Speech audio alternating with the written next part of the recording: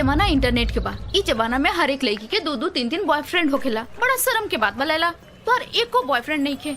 अरे हम वैसे लड़की नहीं की जे हर झंडू पाप के पीछे पड़ जाए। हमार बॉयफ्रेंड तो दुनिया से निराला होगी, ओकरा में ऐसे खूबी हो जे दुनिया के कौनो लड़का में ना है। घंटी ना मार सकत रहला का? पूरा रिक्शा में मार देनी, आपका घंटी अलग से मारी। बदतमीज। हाँ? अरे माई,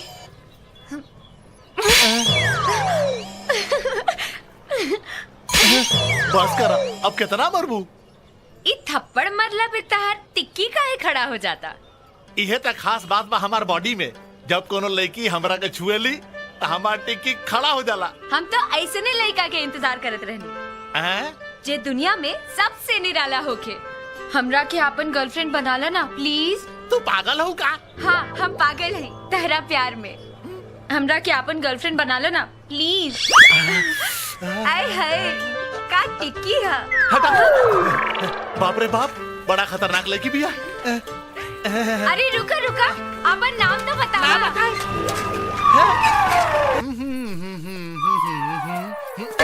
अरे बाप रे, इस ससुरी कहाँ से आ गई? बहुत मुश्किल से तोहार पता लगल बा। तरह प्यार के जादू हमरा दिल पे चल गइल बा। देखा, हमारा रास्ता छोड़ दो। ना छोड़ब।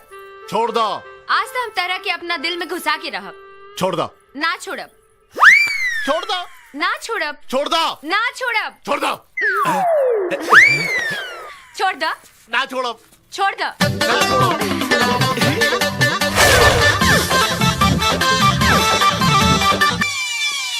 देखो बाबूजी आ गए, उठो।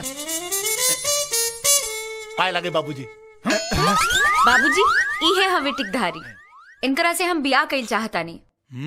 का काम करेला बरखुदार? जी जी, रिक्शा चलाई ले। का रिक्शा चलावला? तोहार दिमाग खराब बा? ई रिक्शा वाला से बियाह करबू? बाबूजी, ई भले रिक्शा चलावेलन, बाकी ई कोनो मामूली इंसान नहीं खन।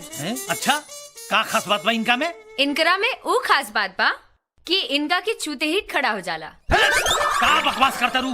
बकवास ना बाबूजी, कहीं तो वो कमाल रवा सामने दिखा दी। अब हमरा सामने? हाँ, रवा सामने। इला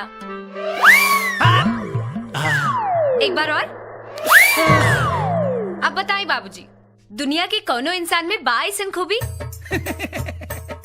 अरे बेटी, ई खूबी ना हो, बीमारी है बीमारी। ऐसन बीमार आदमी के साथे हम तो हर ब्याह हरगिज ना कर सकीला जेकर टिकी छुते खड़ा हो जाए। हम हाथ जोड़ता नहीं बाबूजी, ऐसन मत करी, हम इनकरा बिना ना रह पाए। ठीक बा बेटी, ठीक बा।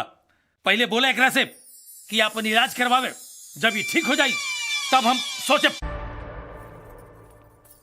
क्या परेशानी है? बहुत बड़ परेशानी बा डॉक्टर साहब।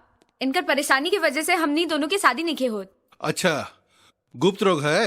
हाँ, गुप्त रोग समझ ली। क्या लक्षण है? इनकरा के जैसे ही टच करी ले इनकर खड़ा हो जाला। क्या मजाक कर रही हो? अरे मजाक ना करता नहीं, अगर विश्वास नहीं के हो तो अभी दिखा देता नहीं। यहाँ दिखाओगी? हाँ, एजे दिखा देता नहीं। नहीं, अंदर चल के दिखाओ, चलो। काहे? एजा दिखावे में का हर्ज बा? अरे इतने मरीज बैठे, तुमको समझ नहीं आता? यहाँ दिखाओगी इनके सामने? ये लोग देख ली तो का हो जाये? अरे बड़ी बेशरम लड़की हो तुम, तुमको समझ में नहीं आती कोई बात? दिखाओ दिखाओ, चलो। ये बीमारी बा डॉक्टर साहब, कोनो लड़की के छुएते इनका टिकी खड़ा हो जाला। अरे इस बीमारी का तो हम नाम ही नहीं सुने हैं, और इस बीमारी का इलाज हम तो क्या बाबा रामदेव भी नहीं कर सकते। मेरे को माफ करो, तुम लोग जाओ यहाँ से, इसका इलाज नहीं हो सकता। हम ना कटवाई। तू ना कटवाई बा तो हमने के मिलन कैसे हुई? चल चुपचाप कटवा ला। चल चुप से बैठ। अब ते मुंह का देखा ताड़ा, चुपचाप काट दा। त का काटी? बाल मूछ की दाढ़ी? अरे ना हो, इनकर एगो प्रॉब्लम बा। इनका के छूते ही इनकर खड़ा हो जाला। ऐसे हम बहुत परेशान बानी। हम छुआ तानी, जैसे ही खड़ा हुई तू काट दी। देखा, हम हजाम है, वो सब काटल हमार काम नहीं खे। तू हमरा के सिखावत ताड़ा? तू हो काटल तोहरे काम बा। चल काटा। नहीं, हम ना काटब। हम तो सुन ले रहनी कि तू खानदानी हजाम बाड़ा, तू तो बड़का झंडू बाम बाड़ा। का कहलू? हम झंडू बाम बानी? तो देखा हम कैसे काटतानी। बस एक बार खड़ा कर, खड़ा कर। तू उस तरह रेडी कर। तू उधर का खोजताड़े? इधर देख।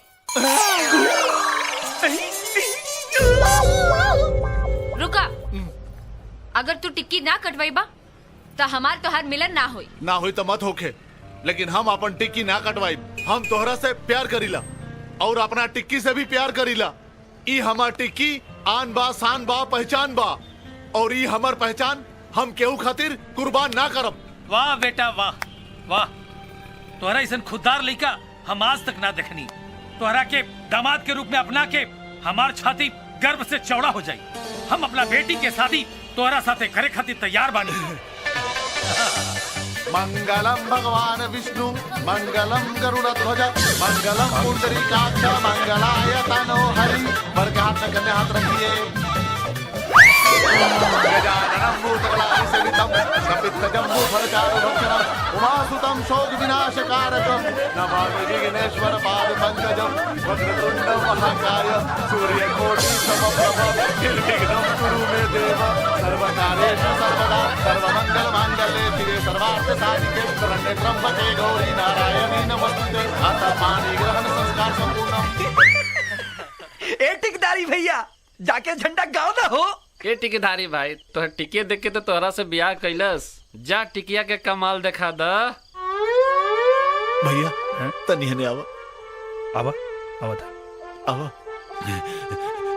भैया ई सुहाग रात कैसे मनावल जाला? है बेवकूफ, घबरात काहे बाड़े? अरे रिक्शा चलावल सुहाग रात मनावल दोनों एके जैसन होला। अच्छा हाँ, अरे पहले रिक्शा तैयार कर, ओकरा बाद दौड़ा के चढ़ जाओ। ओकरा बाद पैडिल मारत रह, मारत रह, मारत रह, मारत रह, मारत रह, मारत रह, मारत रह, तब तक मारत रह जब तक मंजिल ना आ जाए। भैया ई रिक्शा हमसे ना चली भैया। भैया एक दिन अपन सवारी हमरे रिक्शा में चढ़ावले रहला। आज हमारी सवारी अपना रिक्शा में चढ़ा ला भैया। बेवकूफ कहीं का बैल, जो ना तो सवारी भाग जाए।